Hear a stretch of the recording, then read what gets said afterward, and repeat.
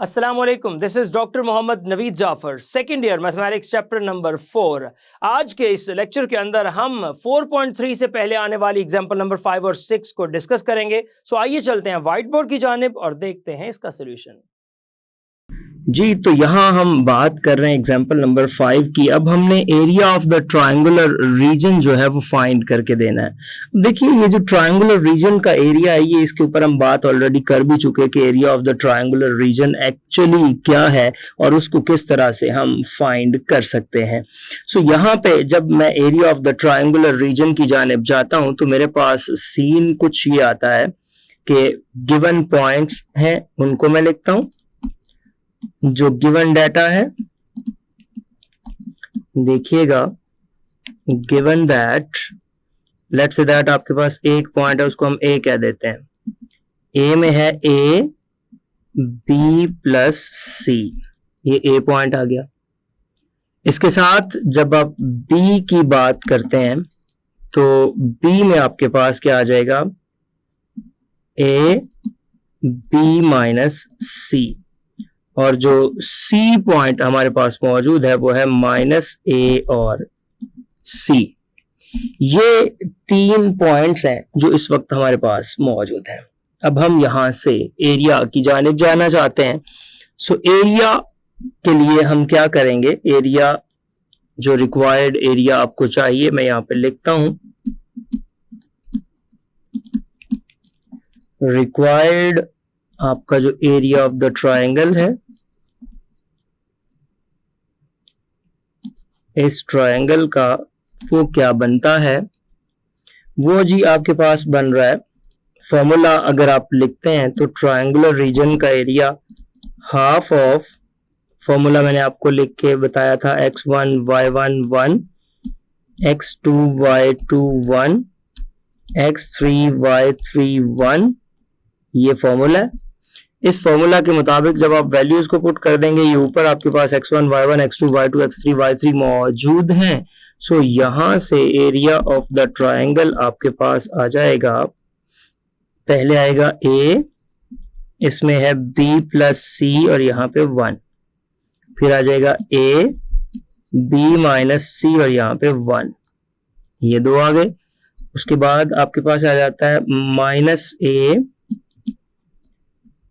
और ये c और ये 1, नहीं जी, ये हमने इसके अंदर वैल्यूज पुट कर दी। अब यहाँ पे एक ऑपरेशन हमने करना है। उस ऑपरेशन को करने के लिए हमें क्या चाहिए, बेसिकली हम चाहते हैं कि R2 में से R1 माइनस कर दें तो उससे कुछ बेहतरी हो जाएगी। सो मैं इस तरह से करता हूं कि R2 माइनस R1, ये ऑपरेशन हमने करना है। सो बाय R2 माइनस R1 क्या आएगा, बाहर तो आपके पास 1/2 ही आएगा और अंदर आपके पास यहाँ पे क्या बन जाएगा, ये देखिएगा, जिस रो में आपने वो ऑपरेशन करना होता है, जिस रो को सब्ट्रैक्ट कर रहे होते हैं, वो एज इट इज आती है, उसमें किसी किस्म की कोई बज़ाहिर वेरिएशन आपको नजर नहीं आती। सो ये आपके पास आ जाएगा, पहले तो a b plus C as it is और यहाँ पे 1। अब देखें, चूंकि आप कर रहे हैं उसको सब्ट्रैक्ट, तो जब आप सब्ट्रैक्शन करेंगे तो a में से a माइनस हो जाएगा। इसी तरह आप कर रहे हैं उसको सब्ट्रैक्ट, तो इधर का माइनस और उधर का माइनस ही, -2c आ जाएगा। और फिर आप कर रहे हैं सब्ट्रैक्ट, तो 1 - 1 यहाँ पे 0 आ जाएगा। और ये ऐसे ही लिखा रहने दें, -a c और 1, ये आ जाएगा। नहीं जी, अब आपने देखना है कि अब आपके पास क्या है। सेकेंड रो से अगर एक्सपेंशन कर दी जाए तो आप देखिएगा क्या बनता है, expanding by the second row. यहां से आप एक्सपैंड कर दें,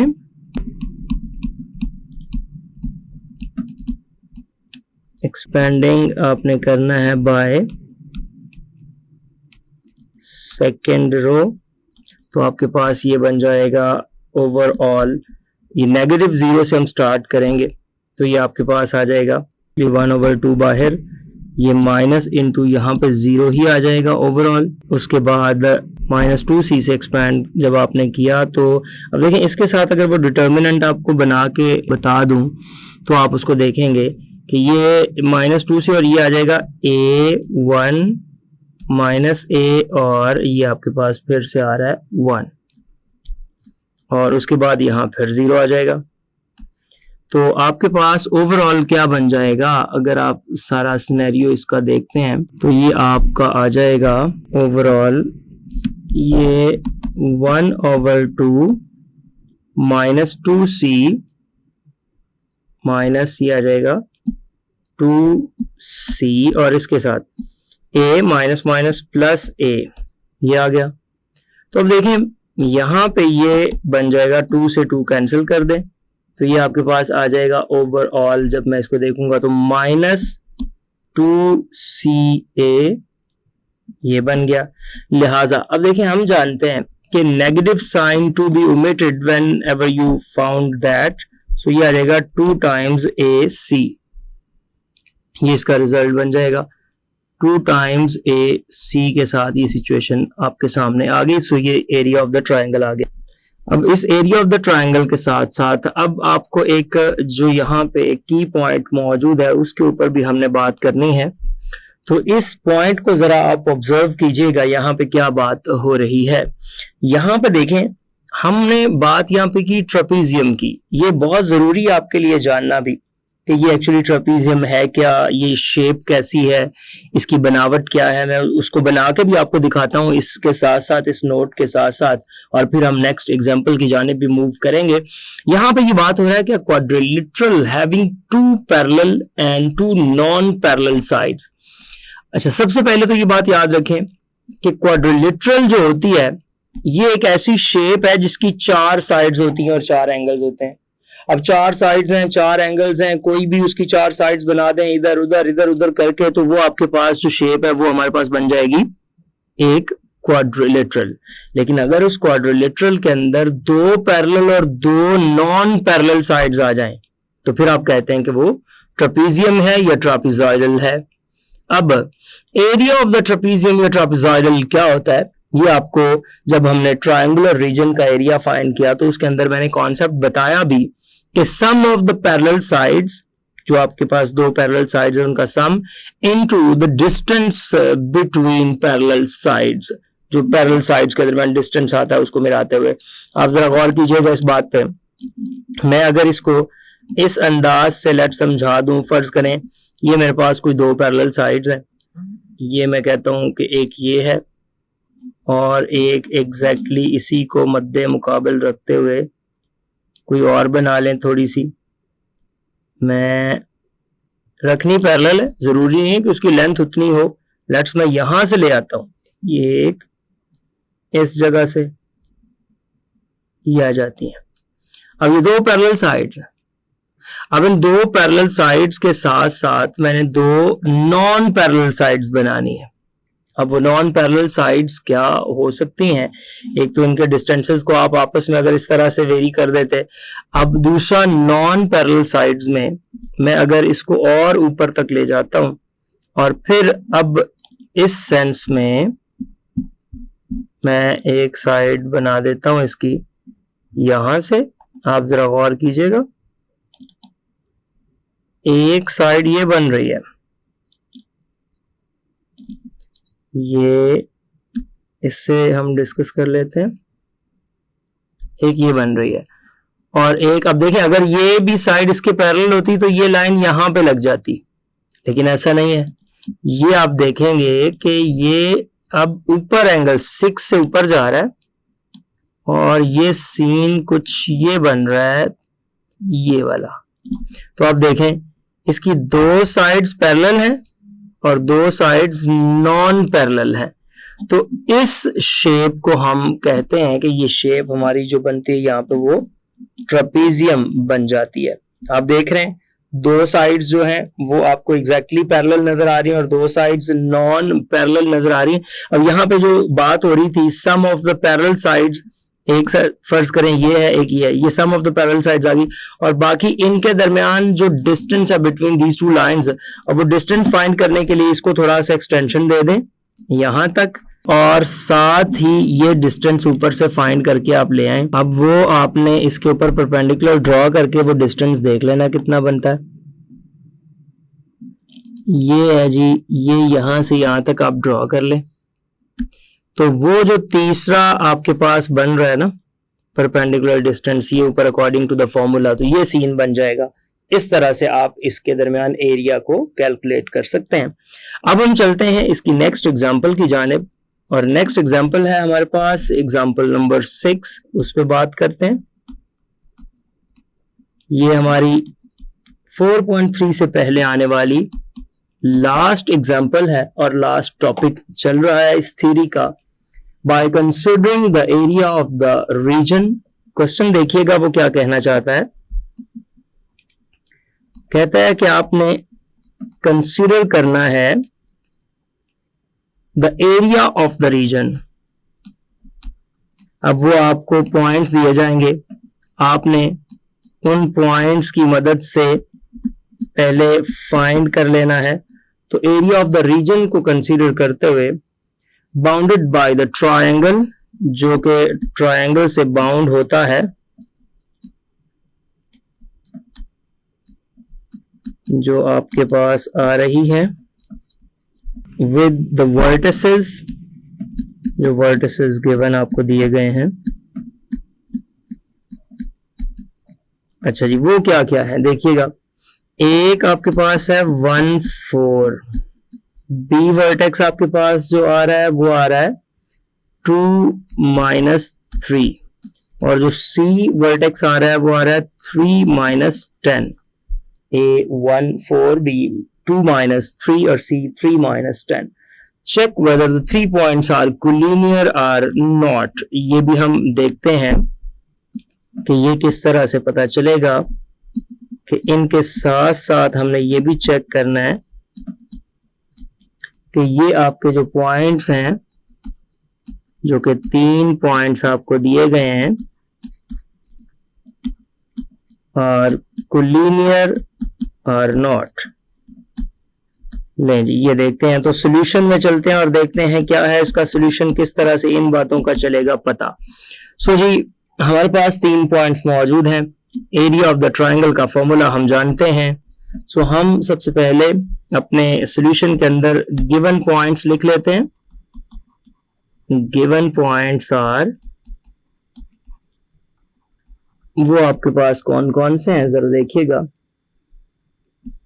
ए आपको दिया गया 1 and 4, बी आपको दिया गया 2 and -3, एंड सी आपको जो दिया गया वो 3 and -10 दिया गया। ये 3 पॉइंट्स हैं। अब एरिया जो आपने यहां पे फाइंड करना है इस ट्रायंगल का, of the reason bounded by the triangle,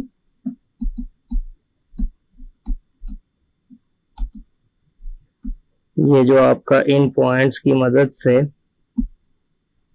bounded by the triangle,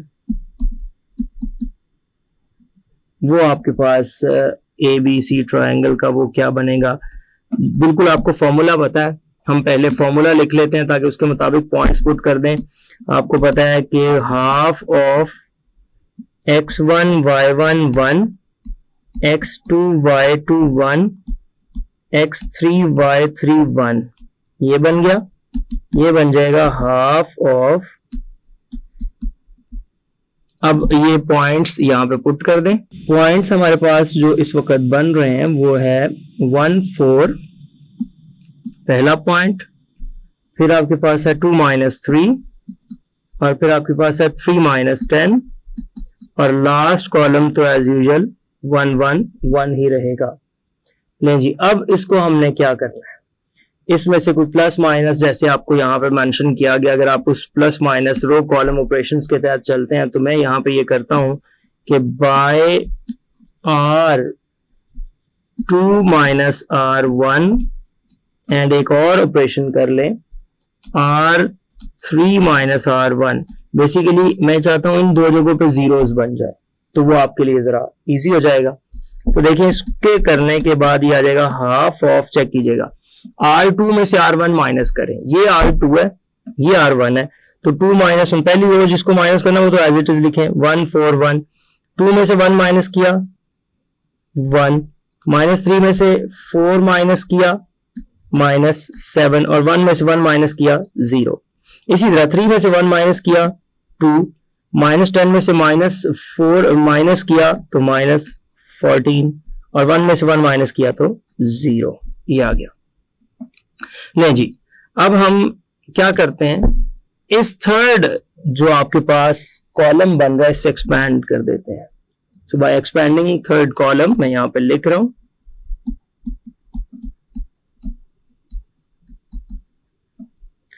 bye expanding third column, ये आपने थर्ड कॉलम से जब एक्सपैंड किया तो देखिएगा ये क्या आ रहा है, 1/2। एक्सपेंशन में 1 से एक्सपैंड कर रहे हैं, ये आ जाएगा आपके पास 1 - 7 और 2 - 14, और आगे वाले दोनों जीरोज हो जाएंगे क्योंकि उसी की वजह से तो हमने ऊपर रो कॉलम ऑपरेशंस इसमें किए। तो ये आ जाएगा 1/2, ये 1 × -14 + 14, तो ये आ जाएगा 1/2 × 0, और जवाब क्या आ गया, 0। अब जब जवाब 0 आ गया तो याद रखिए, जब किसी भी डिटर्मिनेंट को, और स्पेशली जब आप ये एरिया चेक करते हैं, तो आपने एरिया चेक करने के कॉन्टेक्स्ट के अंदर ये देखना होता है कि जब आप इसको देखेंगे कि एरिया इसका 0 आ गया, तो एरिया 0 कब आ सकता है, बड़ी कॉमन सेंस की बात है। एरिया 0 तभी आ सकता है ना कि जब आपने उस तीनों पॉइंट्स को जिसको आप डिस्कस कर रहे थे वो तीनों पॉइंट्स एक ही लाइन पे आ गए, तो जाहिर सी बात है फिर तो एरिया बनेगा ही नहीं।